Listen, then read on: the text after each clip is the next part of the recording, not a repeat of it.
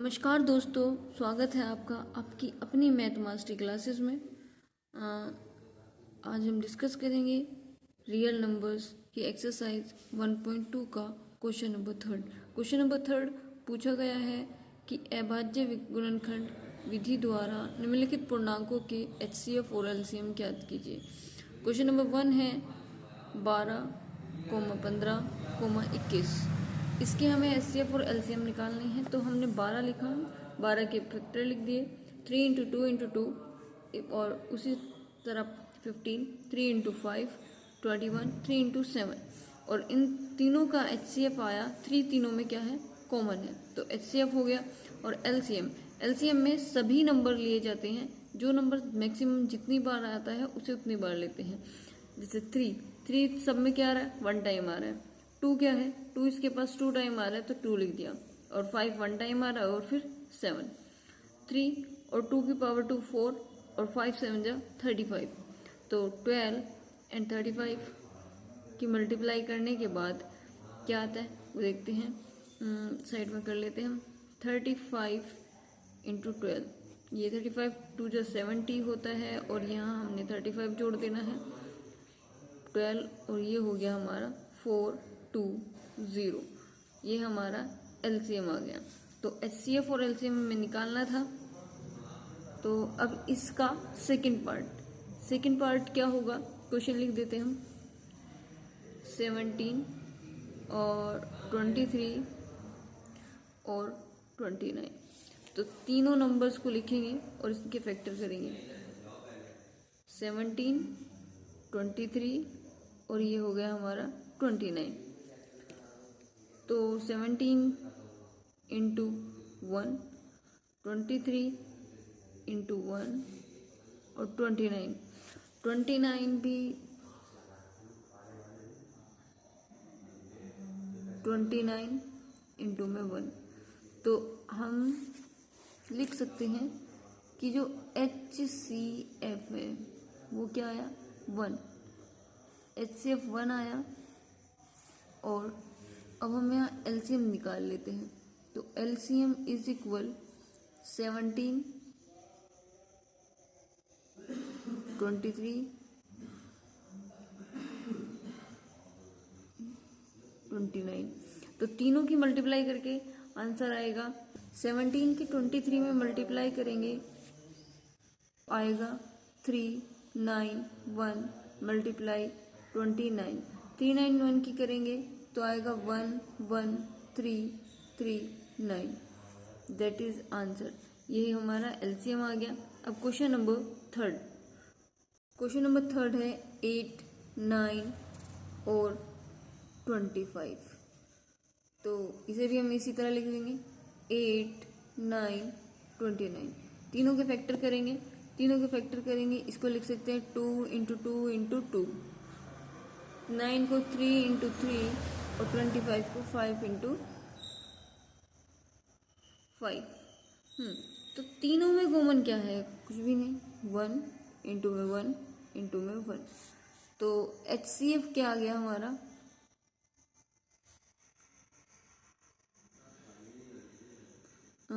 HCF 1 आ गया। Then LCM निकाल लेते हैं, LCM। तो 8 मल्टीप्लाई 9 मल्टीप्लाई 25। 25 की अगर हम 8 के साथ मल्टीप्लाई करेंगे तो आएगा 200। 200 मल्टीप्लाई 9 इज इक्वल 9 टू जा 18, और 1800। LCM क्या आया, 1800। HCF 1 आया। तो question number third, that is answer. हाँ, अब करते हैं क्वेश्चन नंबर 4। क्वेश्चन नंबर 4 में हमें दिया हुआ है, HCF 306657 इज इक्वल 9 है। तो हमें LCM निकालना है। तो अब हम LCM निकाल लेते हैं। देखो, जैसे ये लिखा हुआ है 306 एंड 657, तो अगर इनका LCM यानी HCF 9 है, तो ये बात तो फिक्स है कि इनके जो फैक्टर होंगे 3 इंटू 3 और 3 इंटू 3, तो ये तो होने हैं। अब आगे हम वेक्टर कर लेते हैं 0 6, 3 1 जा 3 0, 3 2 जा 6, 3 3 जा 9 और 3 4 जा 12। तो अब ये 2 से कट जाएगा, 2 4 जा 8 और 2 7 जा 14, और अब ये 47 से कट जाएगा। इसी तरह से हमारा दूसरा फैक्टर दिया हुआ है 6 5 7, 3 से काटते हैं, 3 2 जा 6, 3 1 जा 3, 3 9 जा 27, फिर से 3 से काटते हैं, 3 7 जा 21,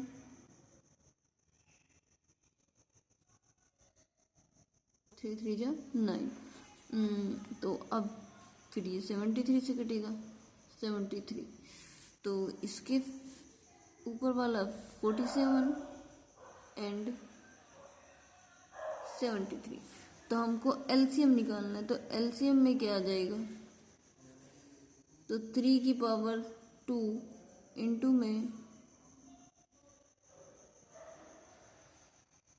47 इंटू में 17 3, तो इसकी और इसकी मल्टीप्लाई करके क्या आएगा 9, 23 और 47 की मल्टीप्लाई करके आएगा 3 4 3 1, 3 4 3 1 में 9 की मल्टीप्लाई करने पर आएगा 2 7 8 7 9, दैट इज आंसर। अब हमें क्वेश्चन नंबर 5 निकालना है। क्वेश्चन नंबर 5 में कहा है, क्वेश्चन नंबर 5 में पूछा है, जांच कीजिए कि क्या किसी प्राकृतिक संख्या n के लिए संख्या 6n अंक 0 पर समाप्त हो सकती है। तो अब हम इसका सॉल्यूशन करते हैं। सबसे पहले हम लिखेंगे विश्लेषण।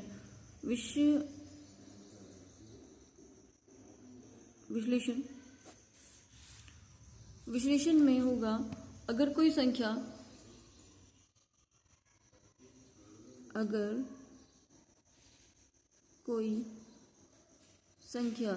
0 पर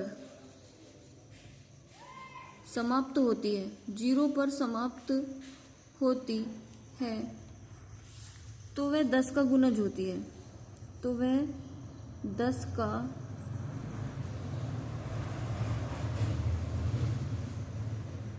गुणज होती है। तो यानी 2 इंटू 5, 10 इक्वल हो गया 2 इंटू 5। तो यहाँ से हम क्या करेंगे, सॉल्यूशन करेंगे। सॉल्यूशन 6n, 6n का फैक्टर, 6n का factorization FACTORIZATION factorization is equal होगा 2 इंटू 3, 2 इंटू 3। तो इसका मतलब यह है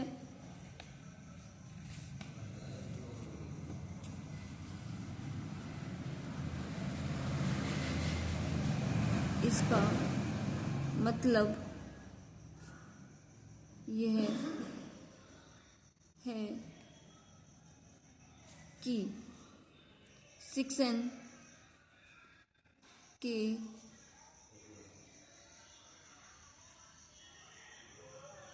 गुणनखंडों, 6n के गुणनखंडों में हमेशा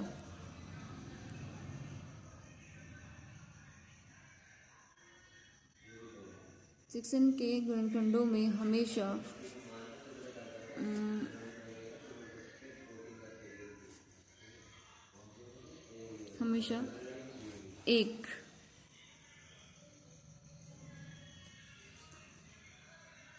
टू होगा, परंतु 5 नहीं होगा, परंतु 5 नहीं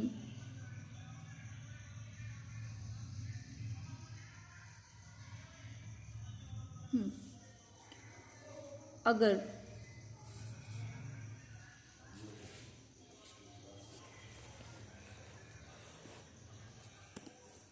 इसका मतलब यह है कि 6n गुणनखंडों में हमेशा एक 2 होगा और एक 5, परंतु 5 नहीं होगा, 2 तो होगा और 3 होगा। तो अगर 6n को 0 पर समाप्त होना है, 0 पर क्या समाप्त होना है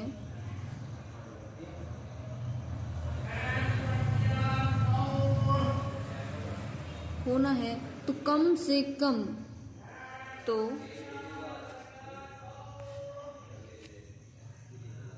कम से कम एक 5 का गुणनखंड होना आवश्यक है। एक 5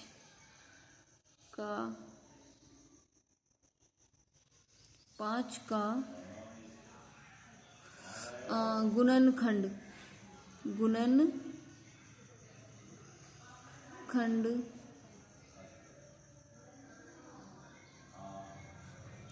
होना आवश्यक है।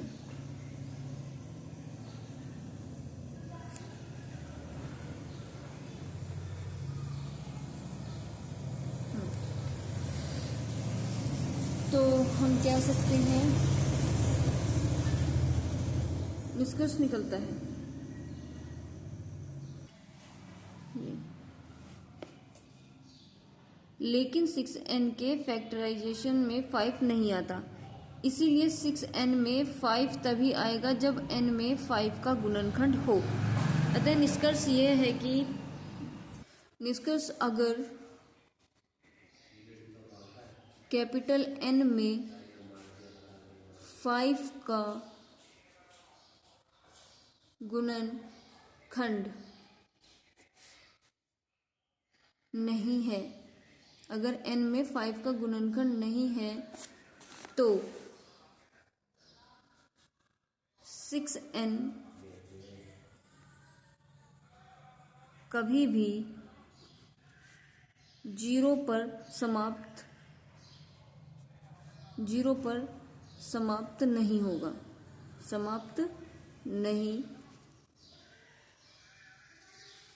होगा, लेकिन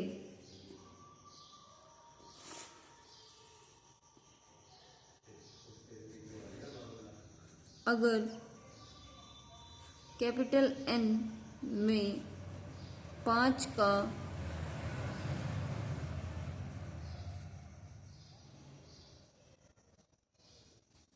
गुणनखंड, लेकिन n में अगर यदि 5 का गुणनखंड होता है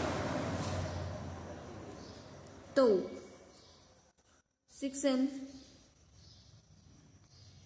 में 2 और 5 दोनों होंगे, 2 और 5 दोनों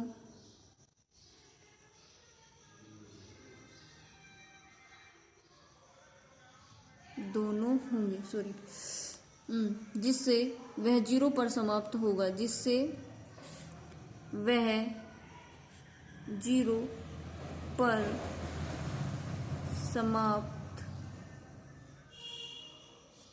होगा, अंतिम यानी कि लास्ट आंसर। तो कंक्लूजन ये निकला कि अंतिम आंसर में हम लिख सकते हैं, देन उत्तर क्या होगा हमारा। अतः 6n का अंतिम अंक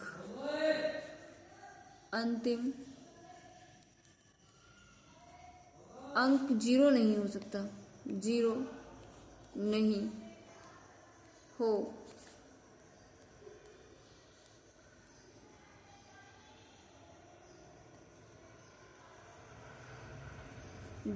नहीं हो सकता है जब तक कि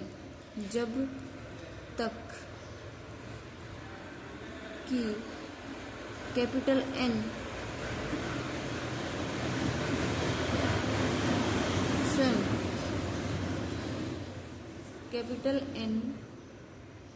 स्वयं 5 का गुणज न हो।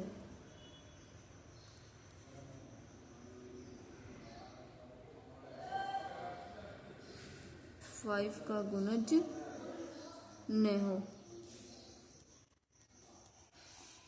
ठीक है। देन अब हम करेंगे क्वेश्चन नंबर 6। क्वेश्चन नंबर 6 व्याख्या कीजिए कि 7 into multiply 11 into multiply 13 plus 13 और 7 into 6 into 5 into 4 into 3 into 2 into 1 plus 5 भाज्य संख्याएं क्यों हैं। भाज्य संख्याएं क्यों हैं, तो हम सोल्यूशन करते हैं। सोल्यूशन फर्स्ट पार्ट हमें दिया हुआ है 7 इंटू 11 इंटू 13 प्लस के 13। तो इसमें 13 क्या है, हमारे पास कॉमन पार्ट है, तो 13 हम कॉमन ले लेते हैं, तो हमारे पास बचा 7 इंटू 11 प्लस के 1। तो पहले हम इसकी मल्टीप्लाई कर लेंगे अंदर 77 और प्लस के 1, तो 13 इंटू में 17 8। तो इसे हम यहीं छोड़ देंगे। अब हम करते हैं सेकंड पार्ट।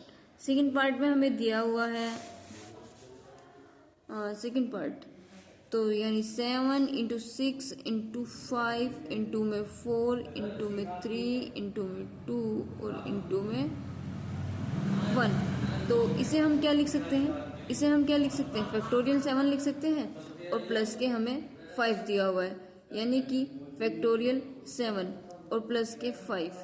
तो फैक्टोरियल 7 की वैल्यू होती है 5 0 4 5 प्लस 5। तो आंसर आएगा 5 0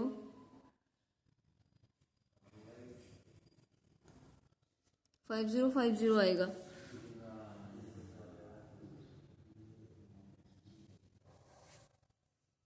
फैक्टोरियल 7 की वैल्यू आई हमारी 5040 प्लस 5, तो 5045 इसकी वैल्यू आ गई।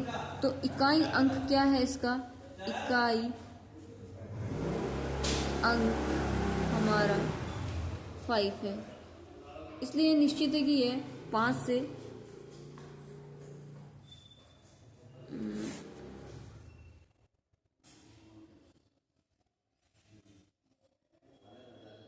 इसलिए यह संख्या 5 से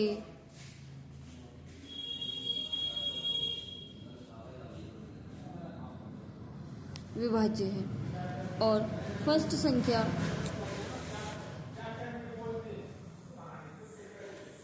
तो निष्कर्ष जो हमारा निकला है, निष्कर्ष में हम कह सकते हैं 7 इंटू 11 इंटू 13 प्लस के 13 संख्या 13 से भाज्य है, 13 से भाज्य है। सेकंड फैक्टोरियल 7 प्लस के 5 जो है संख्या 5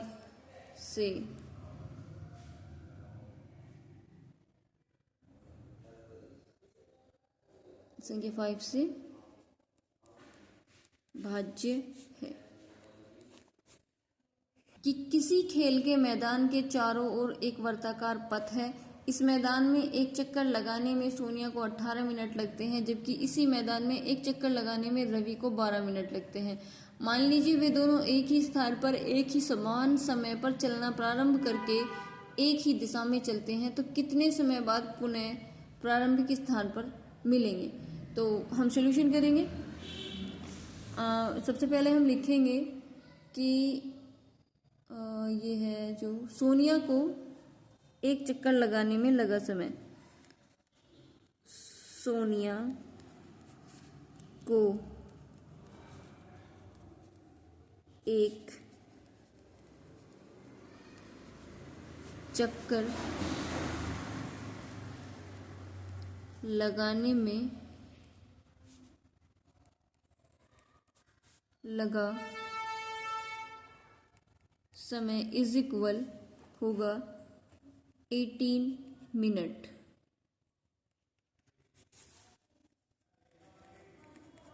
रवि को पूरा एक चक्कर लगाने में लगा 12 मिनट। तो हमारे पास है 18 और 12, तो 18 के फैक्टर करेंगे और 12 के करेंगे। 18 3 इंटू 3 इंटू में 2, 12 के करेंगे 3 इंटू 2 इंटू 2।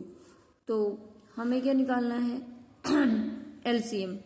तो एलसीएम में ये कितनी बार आ रहा है 3, 2 टाइम, 3 इंटू 3, 2 भी 2 टाइम आ रहा है, 2 इंटू 2।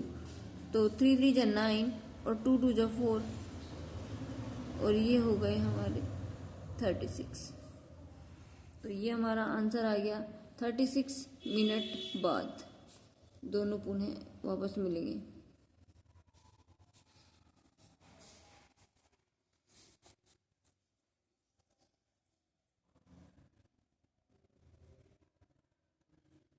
बाद मिलेंगे।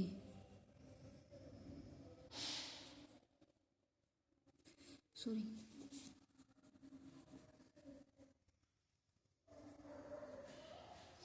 मिलेंगे। तो एक्सरसाइज 1.2 यहीं ख़त्म होती है। Thank you so much. और वीडियो को लाइक कीजिए, कमेंट कीजिए और चैनल को सब्सक्राइब कीजिए और बेल आइकन दबाना बिल्कुल ना भूलें ताकि आने वाली वीडियो की नोटिफिकेशन आप तक पहुंच सके। दोबारा से थैंक यू सो मच।